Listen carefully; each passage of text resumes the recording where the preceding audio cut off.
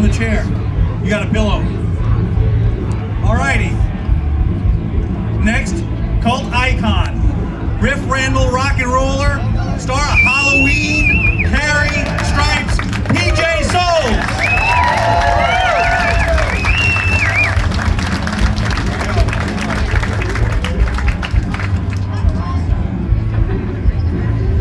Star of House of Thousand Corpses, Devil's Rejects, and of course Texas Chainsaw Massacre 2, Bill Moseley.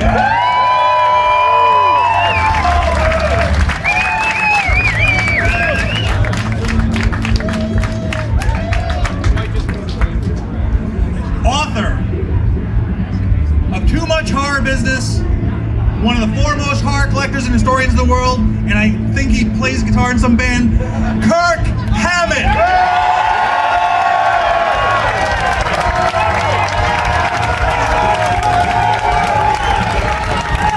Hello, everyone. All right. I just want to say thank you for attending this year's edition of the Krypt. Bill, PJ, Gunnar, thank you. Evan, thank you. And thank you, everyone, for being here. I hope you guys like it, yeah? Yeah. Right on. I know you like it. You shaved your head. Okay. Evan? So, Kirk, what got you into horror? Let's see. What got me into horror? It was either just chance, fate, or the fact that my older brother sprained my arm and I didn't have anything to do but watch horror movies when I was 5 years old. But you know what really got me into horror was just the rich fantasy that came with horror movies, especially a lot of the horror movies from the 20s, 30s, and 40s. And you know, growing up in the 70s, there was it was a really, really great time to grow up because a lot of the classic horror movies and a lot of the stuff in the 40s and 50s and 60s were playing in theaters at the time in really cheap matinees. You know, you'd go to a theater and you'd be able to see 3 horror movies for 50 cents. And you know, for me, when I was a kid, I lived at that movie theater and just watched movie after movie. And there was all these great TV shows like Creature Features and Shock Theater and all those different type of shows that really turned me on to a lot of the classics and really kind of like set the tone for what would be later my total obsession. And of course, you know, famous monsters of filmland, Forrest J. Ackerman. Forrest J. Ackerman was one of my hugest influences in my life, and so you know, all those things together just really cemented my interest in horror, and I'm still totally into it today, just as much as I was when I was a kid. Excellent. So I know the answer to this, but why don't you let everyone know your favorite horror film? My favorite, well, this week, probably Texas Chainsaw Massacre 1 and 2, Halloween, Rock and Roll High School. Halloween. But yeah, the classics. I love the Black Cat. I love the Bride of Frankenstein. I love the original Frankenstein movie, the original Mummy movie, the original Dracula movie. You know, more recent stuff. I mean, I love Reanimator. I love Hellraiser. You know, there's this really creepy sci-fi movie that I totally forgot about called Event Horizon. I don't know if any of you guys have seen it. Great movie.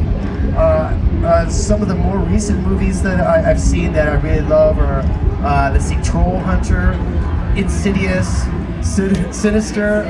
What else was really good? The Human Centipede just goes without saying. I mean, that is a real horror movie right there. Yeah, especially that third person. Unfortunate spot. But you know, it changes for me. I like different movies for different reasons. Yeah. Gunnar, so I'm assuming that you know, you've been doing the convention circuit a while. What's it like to be just an icon, Leatherface? He's everywhere. It's turned me into a real asshole, first of all.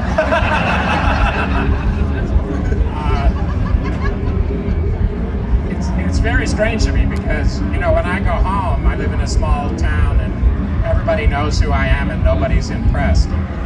So that's a real good perspective to have after spending time.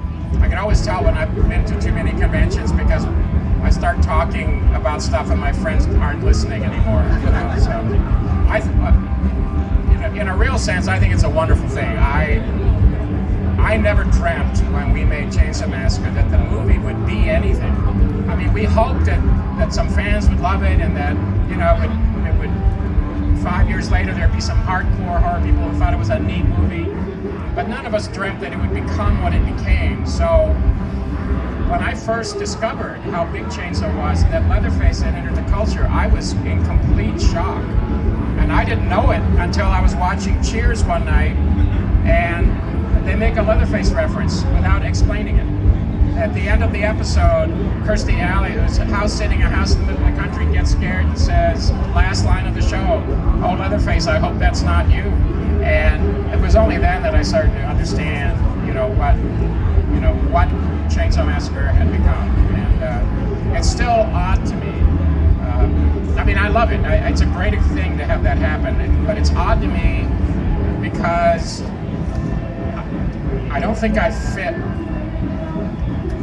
I don't think of myself as that. I don't think of myself that way. So Thank God. yeah. Thank God. Yeah. Although I do. By the way, I wanted to say something. Where are my blue M&Ms?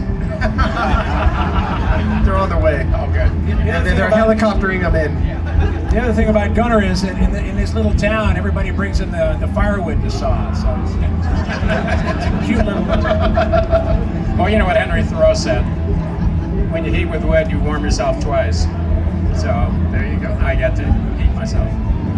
Now, Bill, you were a big fan of Chainsaw. That had a little bit to do with you getting into the sequel, right? It did. Actually, I was one of those people that was totally freaked out by the Texas Chainsaw Massacre. So what happened was, in order for me to finally get over my fear, I ended up making a short film called The Texas Chainsaw Manicure, which was set in a beauty parlor in Staten Island. And a woman goes in, gets her hair done, and then wants a manicure. Leatherface comes out from the back, saws her hands. You think her hands are going to be all chewed off. She screams and passes out.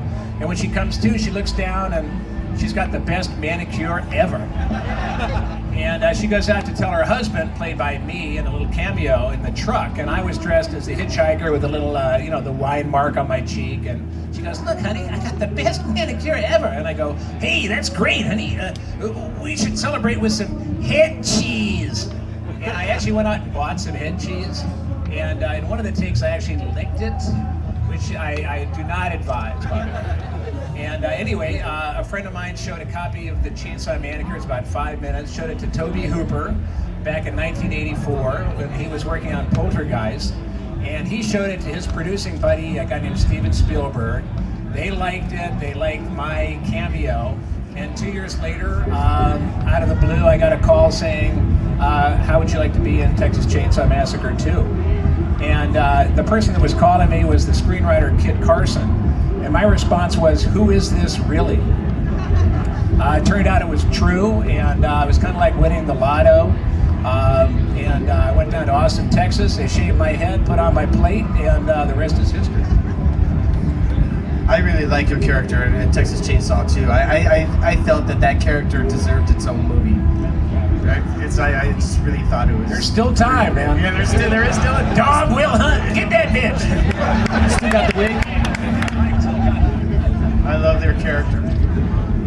Now, PJ, I mean, when I say cult icon, I mean two of the greatest horror movies of all time, Carrie and Halloween, but Riff Randall, Rock and Roller. Yeah. I mean, coolest resume. And don't forget Stripes. Everyone here has been coming by my table. Look, Stripes, they love that movie. That's the fact, Jack. Who's your buddy? What are your favorite on-set moments out of all the films you've done, all those great films? What are your favorite on-set moments? Well, probably, everybody asks about Bill Murray. This is so funny, and he is very, very funny to work with, but he can be very moody too. So, it's, John Candy, funny all the time. John Larroquette, funny all the time. Bill Murray kind of goes in and out, but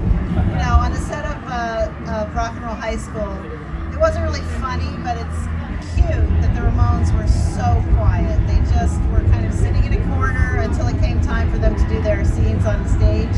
And we were like, are these guys going to ever talk? And, they had a bunch of scenes to do and they flubbed their lines, and that was endearing. It made the movie what it is, and we had to pull a couple of pages, but, they just, didn't feel like they were even entitled to go and stand in the lunch line. I had to always drag them and say, come on, you can have lunch. He goes, no, the crew was working, we weren't doing anything. I said, yes, you were in the scene, it's okay. Well, we were just being ourselves. I go, no, it's okay, come.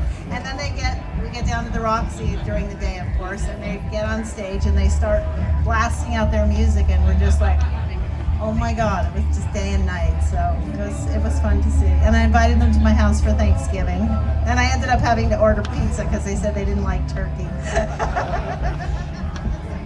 I think for years and years and years, all Johnny Ramone ate was top ramen and Orange Crush.